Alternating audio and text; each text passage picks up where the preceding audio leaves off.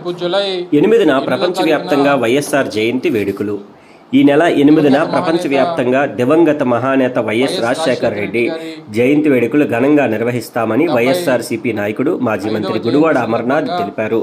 గురువారం ఆయన వైఎస్ఆర్సీపీ కార్యాలయంలో పార్టీ ముఖ్య నాయకులతో సమావేశం నిర్వహించారు. వైఎస్ఆర్ జయంతి వేడుకల నిర్వహణపై చర్చించారు. అనంతరం గుడివాడ అమర్నాథ్ మీడియాతో మాట్లాడుతూ ఎన్నికల ఫలితాలపై ఇప్పటికే వైఎస్ జగన్ సమీక్ష మొదలుపెట్టారని, నియోజకవర్గ స్థాయిలో నాయకులతో సమావేశాలు పెట్టే ఆలోచన అధిష్టానం చేస్తుందని తెలిపారు. ప్రజల పక్షాన ఎప్పుడు వైఎస్ఆర్సీపీ నిలబడుతుంది. ప్రజలకు అండగా వైఎస్ జగన్ నిలబడతారు.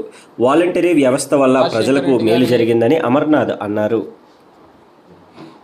కార్యక్రమాలు, ఆయన విగ్రహాలకి పూలమాలలు వేసి నివాళులర్పించేటువంటి కార్యక్రమాలు, వివిధ సేవా కార్యక్రమాలు జిల్లా వ్యాప్తంగా, ప్రపంచవ్యాప్తంగా జరుగుతున్నప్పటికీ, రాష్ట్ర వ్యాప్తంగా కూడా పెద్ద ఎత్తున జరుగుతున్నప్పటికీ, విశాఖపట్నం జిల్లా వ్యాప్తంగా కూడా ప్రతి డివిజన్లో కూడా ఉన్నటువంటి 98 డివిజన్స్ కానివ్వండి, లేదా పెందుర్తి మిగిలినటువంటి 3 మండలాలు, భీమిలి నియోజకవర్గంలో ఉన్నటువంటి 3 మండలాలు, అన్ని ప్రాంతాల్లో కూడా ఘనంగా రాజశేఖర రెడ్డి గారి జయంతి కార్యక్రమాలు నిర్వహించాలని చెప్పి ఈరోజు సమావేశాన్ని ఏర్పాటు చేయడం, పెద్దలందరూ కూడా విచ్చేయడం, ముఖ్య నాయకులు, కార్పొరేటర్లు, వివిధ హోదాల్లో ఉన్నటువంటి పార్టీ నాయకత్వం అంతా కూడా ఈరోజు రావడం జరిగింది.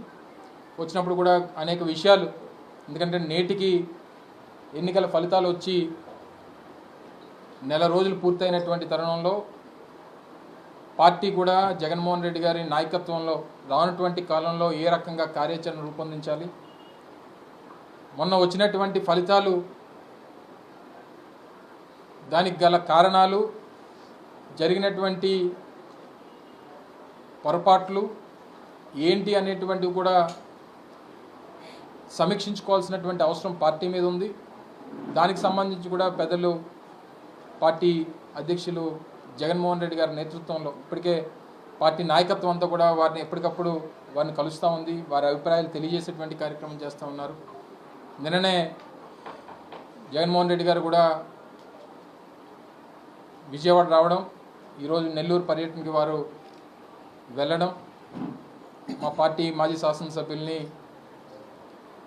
వారిని కలవడానికి వెళ్తూ ఉన్నారు.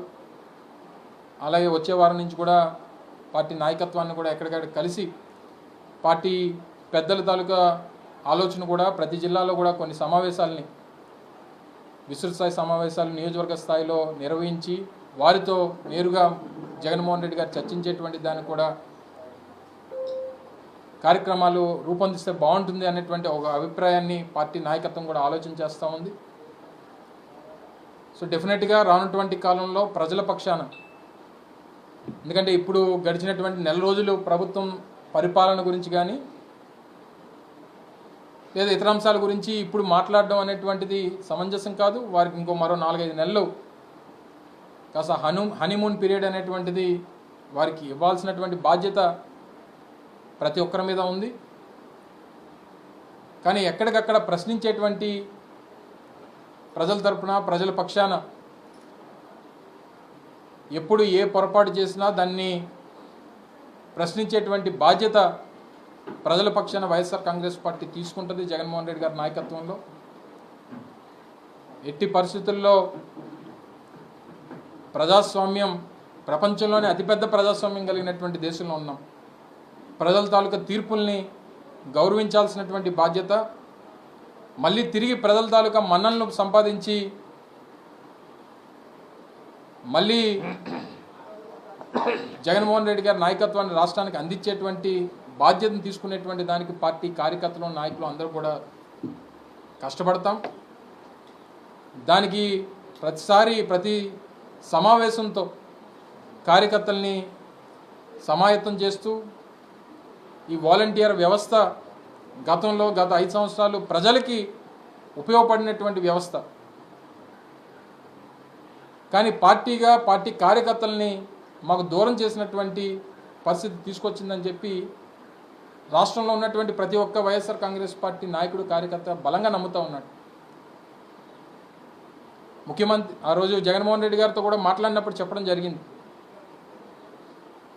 మీరు తీసుకొచ్చినటువంటి ఈ వ్యవస్థ, వాలంటీర్ వ్యవస్థ అనేటువంటిది ఈ రాష్ట్రంలో ఉన్నటువంటి 5 కోట్ల మంది ప్రజలకి బ్రహ్మాండంగా ఉపయోగపడింది.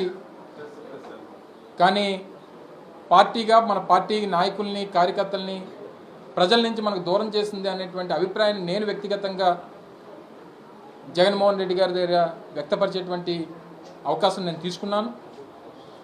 దాంతో రాష్ట్రంలో ఉన్నటువంటి కార్యకర్తలు, నాయకులు అందరూ కూడా ఏకీభవించేటువంటి పరిస్థితి ఉంది. సో ఈ రకమైనటువంటి వాటి నుంచి మనం కార్యకర్తల తాలూకా ఆలోచనల్ని, కార్యకర్తల తాలూకా ఉద్దేశాలని, వారు పడినటువంటి ఇబ్బందులు లేదా వారు ఎదుర్కొన్నటువంటి ఇష్యూస్ని కూడా మనం అడ్రస్ చేయాల్సినటువంటి అవసరం ఉంది.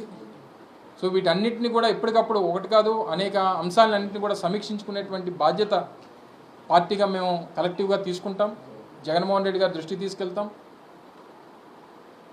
మళ్ళీ బౌన్స్ బ్యాక్ అయ్యేటువంటి బాధ్యత, ఎందుకంటే ప్రజాస్వామ్యంలో ప్రతి రాజకీయ పార్టీ, ప్రజలు ముఖ్యంగా పార్టీలో ఉన్నటువంటి కార్యకర్తలు మనోభావాలకి అనుగుణంగా ముందుకెళ్తే తప్పకుండా ప్రజల మన్ననలు సంపాదిస్తామన్నటువంటి నమ్మకం ఉన్నటువంటి వ్యక్తులంగా డెఫినెట్గా దాన్ని అనుసరించేటువంటి బాధ్యత తీసుకుంటాం. వారి అభిప్రాయాలు సరే కొంతమంది